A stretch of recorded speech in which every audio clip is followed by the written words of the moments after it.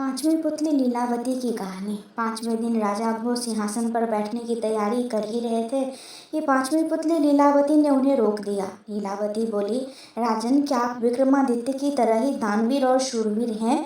अगर हाँ, तभी इस सिंहासन पर बैठने के अधिकारी होंगे। मैं आपको कथा सुनाती हूँ परम दानवीर विक्रमादित्य की। एक दिन विक्रमादित्य दरबार में राजकाज निपटा रहे थे, तभी एक विद्वान ब्राह्मण दरबार में आकर उनसे मिला।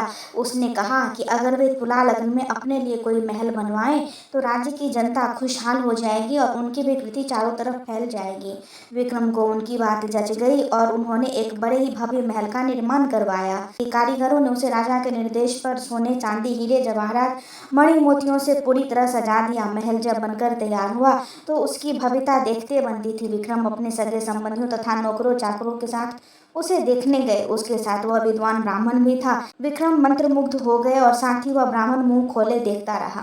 बिना सोचे उसके मुंह से निकला, काश इस महल का मालिक मैं होता। राजा विक्रमादित्य ने यह सुनते ही झट वह महल उसे दान में दे दिया। ब्राह्मण के तो मानो पांव ही जमीन पर नहीं पड़ रहे थे। वह भागता हुआ अपनी पत्नी को यह समाचार सुनाने पहुंचा।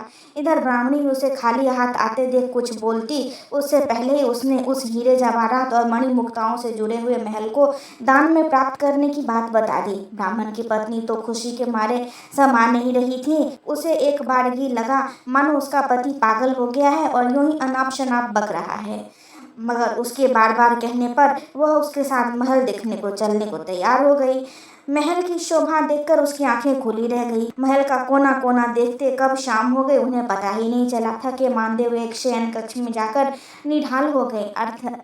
अर्धरात्रि में उनकी आंखें किसी आवाज से खुल गई। सारे महल में महक फैली हुई थी और सारा महल प्रकाशमान था। उन्होंने ध्यान से सुना तो लक्ष्मी बोल रही थी। वह कह रही थी उसके भाग्य से वह यहाँ आई है और उनकी कोई भी इच्छा पूरी करने को तैयार है।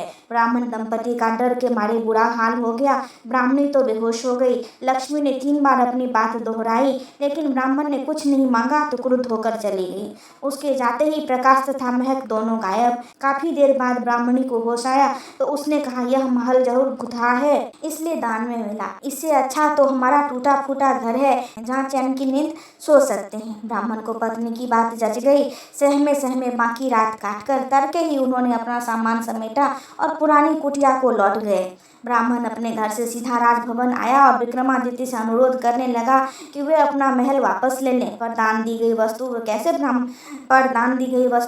कैसे ग्रहण कर लेते। काफी सोचने के बाद उन्होंने महल का उचित मूल्य लगाकर उसे खरीद लिया। ब्राह्मण खुशी खुशी अपने घर लौट आया। ब्राह्मण से महल खरीदने के बाद राजा विक्रमादित्य उसमें आकर रहने लगे। वहीं अब दरबार भी लगता था। एक दिन वे सोए हुए थे, लक्ष्मी फिर आई। जब लक्ष्मी ने उनसे कुछ भी मांगने को कहा तो वे बोले, आपकी कृपा से मेरे पास सब कुछ है, फिर भी आप अगर दान देना चाहती हैं तो मेरे पूरे राज्य में धन की वर्षा कर दें और मेरी प्रजा को किसी भी चीज की कमी न रहने दें। सुबह उठकर उन्हें पता चला कि सारे राज्य में धन की वर्षा हुई और लोग वर्षा वाला धन राजा को सौंप देना चाहते हैं।